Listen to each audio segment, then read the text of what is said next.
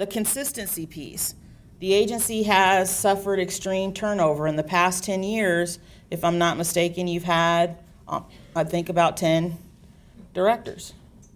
And so there has been no consistency in the leadership. Child welfare systems cannot thrive when leadership turns over. What happens when leadership turns over is even the things that are good get thrown to the side because every leader has their own vision, something that is their signature that they want to put in place as they lead, or they're given a directive. And if they're given a directive, they focus on the directive, and then everything else that's outside of that directive may get dropped. One of the amazing things that I've learned about Bobby is that he hasn't done that. Yes, he's been given a mandate and a directive to, reduce, the number of outstanding investigations, and he's done that. But he's also taken the time to step back and get information from all of his leaders, what are we doing around the practice? What's happening in training? What do the caseloads look like? Not making any knee-jerk reactions immediately to change the system. Because workers have initiative fatigue. They're tired. When you have had, most of you may know that in child welfare, workers get to a place of what we call above the line or below the line. And what that means is that when a new leader comes in, they get to the place where they're like, oh, well, I'll be here as soon as you leave because I've been here for 20 years or I've been here for 10 years. So you can talk about whatever initiative or agenda you have. I'll wait. I'll wait until you're gone and I'll just keep on doing business as usual. It's not that individuals don't care about children and families, but when you've been trained to do one thing and then someone comes right along and changes that, you get initiative fatigue. You get hope fatigue because you will hear a strong vision. You will want to get behind that person, but then they leave. And so their hope is dashed. And so they have challenges around that consistency. And then there's no time to solidify the good efforts that are happening because we're continuing to churn. And so I'll talk about how can we go from a reactionary system to an evolutionary system. That yes, we have flexibility in that we're dynamic to be able to make the changes necessary, but we also continue forward with good, consistent, solid practice. And then how do we create an environment where we're all standing together in lockstep? Bobby and I were talking about, the child deaths. And every time a child dies, we're pained by that. There's no staff person, there's no one in leadership who isn't going to be devastated when a child dies. Bobby shared a story with me when we were talking.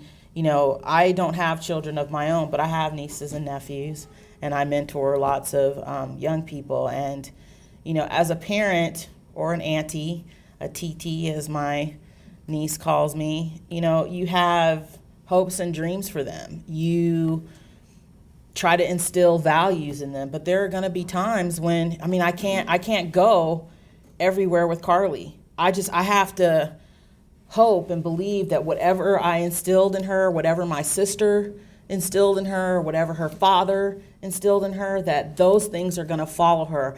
There's the adage of raise a child up in the way they should go and they'll not depart from it. And even though we may do that in our own way in child welfare, there are those times that 24/7 watch over a child that we don't necessarily see them in every moment. And sometimes the minute we don't see them in that moment, something happens and we lose a light. We lose a piece of the future vision, the future puzzle that was supposed to happen. So the vision or the future shifts a bit when a child dies. And so how do we create a unified system, again, not just DFACS, but a child welfare continuum that is in lockstep with leadership and stands alongside of Bobby and Katie Jo when something tragic happens, to say that despite this tragic incident, we are in lockstep and we stand strong with the division because we know that the practice is solid. We know the commitment to children and families across the state of Georgia. So we're not going to have the reaction that heads need to roll, but that we're going to have a reaction of what is it that we need to do collectively as a unified child welfare system to improve the outcomes for children and families, and continue forward with strong leadership even despite tragic things happening. And so having that consistency. There's frontline staff turnover.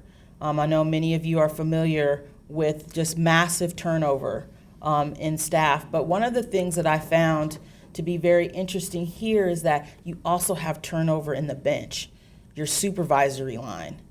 And that is when there are flags that we really have to raise, because the bench usually stays strong in a lot of child welfare systems, not every child welfare system.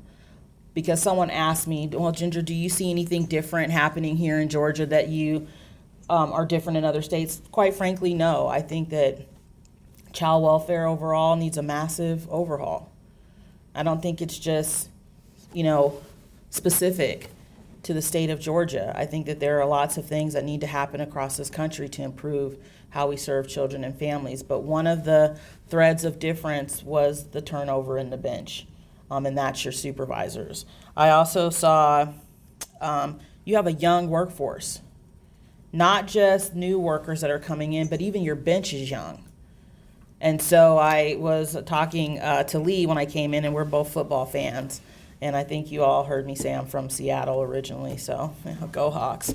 I had to figure out a way to get it in. Yes, Jim, thank you. We had a little conversation about that. So the bench, sometimes when you have a young bench, like in football, they make mistakes.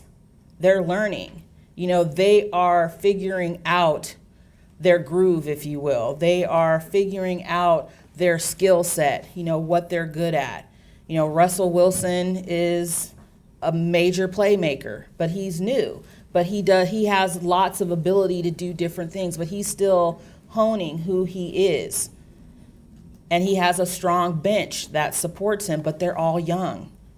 And so that's the thing that's happening in child welfare. You have bright individuals that are coming in that are hungry to serve children and families, but the bench is young. And so when you have a supervisor that barely has the 2-year experience and qualifications, and they're training up the next generation of social workers, that's difficult because they lack a lot of the historical context. They lack some of the,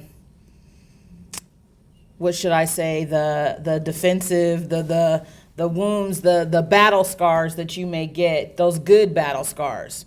I have lots of battle scars from child welfare, and they're not all bad. I've got some great ones where I could point out and I go, I got this one when I went in and, we made the right decision for a child. I got this one when the judge and I walked lockstep so that we could create change for a family.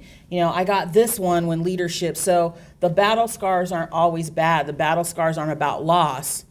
The battle scars are about wins, but it's what it took to get those wins. And when you have a bench that doesn't have that level of experience, it's hard to raise up the next generation of social workers.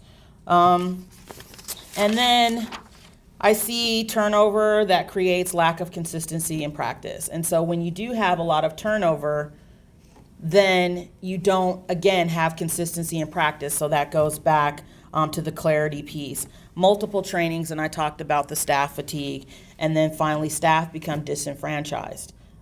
You talk about new leaders coming and all of these great things that we're going to do. Staff begin to back away from that because now they become the show me state.